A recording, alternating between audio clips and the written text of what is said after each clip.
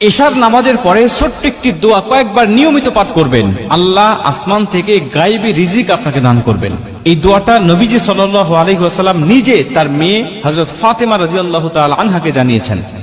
নবীজি সাল্লাল্লাহু আলাইহি ওয়াসাল্লামের দরবারে একবার কিছু বকরি আসলো হাদিয়া, অনেক বকরি আসলো হাদিয়া। এই হাদিয়াটা দেখে গেলেন হযরত আলী রাদিয়াল্লাহু তাআলা আনহু। এদিকে আলী রাদিয়াল্লাহু তাআলা আনহু ঘরে কয়েকদিন পর্যন্ত কোনো খাবার নেই।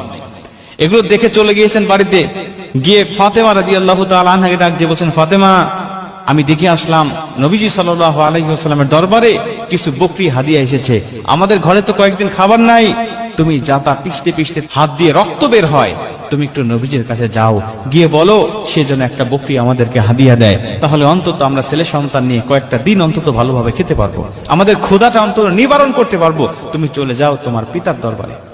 ফাতেমা রাদিয়াল্লাহু তাআলা দেখলেন কথা তো ঠিকই, বাবার দরবারে এত হাদিয়া, চাই না একটু একটা বকরি নিয়ে আসি, আমাদের ছেলে সন্তানকে নিয়ে আমাদের পেটের ক্ষুধাটা অন্তত নিবারণ করতে পারবো।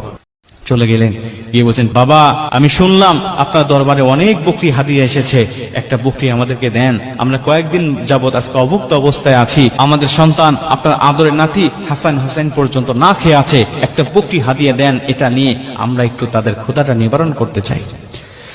মুসলমান ভাইরা আমার, নবীজি সাল্লাল্লাহু আলাইহি ওয়াসাল্লাম ডাক দিয়ে বলেন, ফাতেমা, তোমাকে আমি এমন একটি দোয়া শিক্ষা দিতে চাই, এমন একটা আমল বলে দিতে চাই, যে আমলটা যদি তুমি নিয়মিত করতে পারো ফাতেমা, আমি নবীজি বললাম আসমান থেকে আমার আল্লাহ তোমাকে এত রিজিক দান করবে, এত গায়েবী সম্পদ দান করবে, তুমি খেয়ে শেষ করতে পারবে না। গায়েবী রিজিক আল্লাহ তোমাকে দান করবে। ফাতেমা, তুমি বলো তুমি কি নিতে চাও, বলো, বকরি নিয়ে যাবে নাকি এই দোয়াটা তুমি শিক্ষা নিবে, এই অমূল্য দোয়াটা তুমি শিক্ষা নিবে নাকি বকরি হাদিয়া নিবে, বলো। ফাতেমা ডাক দেয়া বললেন, বাবা, যদিও কয়েকদিন ধরে আমাদের বাসায় কোনো খাবার নাই, বাবা, একটা বকরি যদি আপনি হাদিয়া দেন, এটা খাইলে 2-1 দিনের মধ্যেই শেষ হয়ে যাবে, কিন্তু আপনি যদি অমূল্য সম্পদ আল্লাহ পাকের পক্ষ থেকে পাওয়ার মতো কোনো আমল বলে দেন, ওটাই তো হবে আমাদের জন্য শ্রেষ্ঠ একটা মাধ্যম, কারণ এই দোয়া, এই আমলটা, এই রিজিকটা কখনোই শেষ হবে না। এই আমলটা করে করে আল্লাহর দরবার থেকে আমি রিজিক নিব, আর আল্লাহ পাক আমার সংসারটাকে সুখময় শান্তিময় করে দিবে।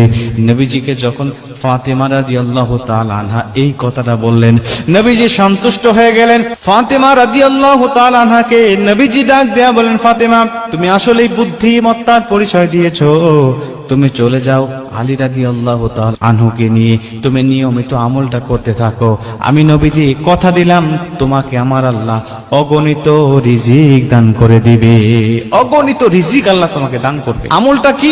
আমলটা হলো আল্লাহুম্মা ইয়া আউয়ালাল আউয়ালিন, ইয়া আখিরাল আখিরিন, ইয়া যাল কুওয়াতাল মাতিন, ইয়া রাহিমাল মাসাকিন, ইয়া আরহামার রাহিমিন।